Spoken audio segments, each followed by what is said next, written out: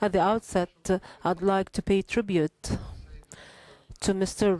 Kirk, the U.S. Trade Representative, for his first visit to Egypt within the framework of a tour he conducts after an initiative launched by President Obama in the USA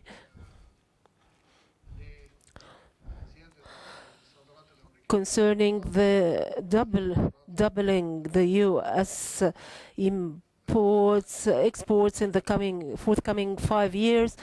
The U.S.-Egyptian relations are strategic relations at all levels, and we are indeed pleased that this relation is on there are growing relations on the trade, investment, and economic levels.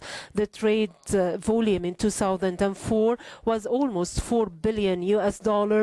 It amounted to 8.5 billion in 2008, and it declined in 2009 to 7.5. But we believe that there is a window for opportunity to increase the trade and investment cooperation between both countries. I was honored to meet Mr. Ronk last year, and in May we concluded a strategic economic cooperation agreement between Egypt and the USA. The purpose is to double the trade volume in the forthcoming 4 years and to increase the Egyptian-US investments. There was keenness on both parts to organize a working group in order to create an environment conducive to investment and trade, and to create mechanisms and tools that would serve the purpose in the forthcoming period.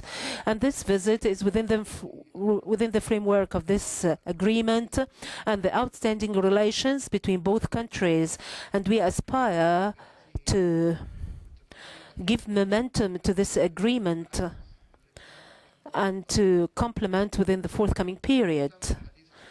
We discussed numerous issues today, namely the bilateral cooperation between both countries as regards the interest rate and quiz and cooperation through the environment initiative launched by the USA, as well as the promotion for the US products in the Egyptian markets and the neighboring markets, and the WTO negotiations. All these files are of paramount importance for both countries, and several decisions have been issued in this respect in order to boost the relations between both countries. Now I'd give the floor to His Excellency Ron Kirk, the U.S. Trade Representative, and after that we'd open the floor for discussion, questions and answers. Sir, you have the floor. First of all, let me thank my colleague, Minister Rashid, for his extraordinary hospitality, not only in welcoming me here to Cairo in Egypt for my first visit as United States Trade Representative, but also in welcoming me to the world of international economic diplomacy. I was sworn into office almost a year ago to date. And one of the very first ministers to take the effort to come to Washington and welcome me to my new position and visit me was Minister Rashid. And over the last year, we have had the opportunity to visit and get to know one another on 3 or 4 occasions through many of our multilateral fora in Geneva and others. But the minister has quickly become a very trusted counselor and advisor and friend. That has been easy because we share a very firm belief that the extraordinary partnership between the United States and Egypt in promoting peace and stability in the Middle East is a great foundation on which to build a much stronger economic and commercial relationship between our 2 very strong countries. As Minister Rashid noted, President Obama announced during the State of the Union address and later that part of our economic recovery strategy is a goal to double our exports over the next 5 years. Likewise, President Mubarak has also announced a similar goal for Egypt. And on a personal note, I would like to say to the minister, all of us in the United States have been prayerful for and are thrilled with the news of your president's recovery, and we look forward, I know as you do, to him returning to Egypt and resuming his full level of activities. But each of our presidents has wisely focused on exports for simple reasons.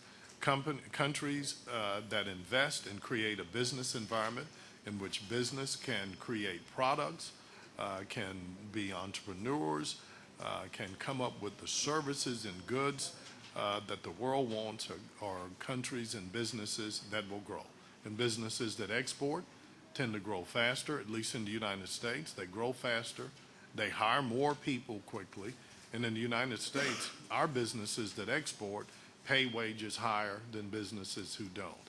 So having an export-driven economic policy as part of your overall economic recovery strategy is one that makes sense, not only for the United States, but for Egypt as well. So my being here is both personal and practical. It is one to follow up on the work that Minister Rashid and I began in Washington last May with the strategic partnership, but to work in a much more focused way to see what we can do to help improve the environment for increased commercial activities between our two countries.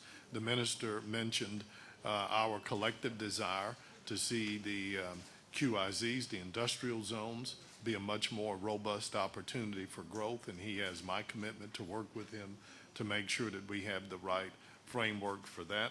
We also share a very strong belief that if we can come up with the right mechanism to bring the Doha round of talks to a conclusion, as President Obama said, this would not only be an extraordinary gift to the least developed countries of the world, but would be a great shot for all of the economies of the world for their economic recovery. But to do that, we need a balanced and ambitious result that has meaningful market access for all of the economies involved. And we believe that it's not only in the interest of the United States, but it's in the interest of the least developed economies in the world, that all countries have access to these extraordinary new advanced developing markets like China, India, Brazil, and South Africa.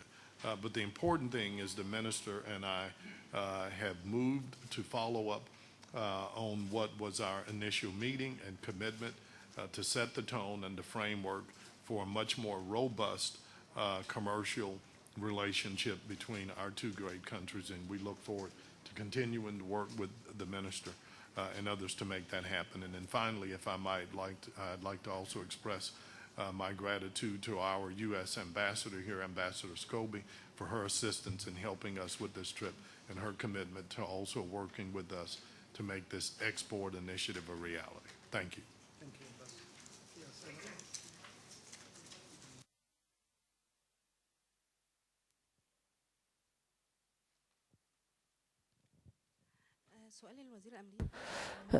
My question to Your Excellency, the USA suffers a great deficit. However, there are additional allocations in order to finance wars outside the USA in Iraq and Afghanistan. Don't you believe that there is some sort of contrast or contradictory between the economic policy oriented to create job opportunity and the trying to enhance the military presence of the USA in other countries?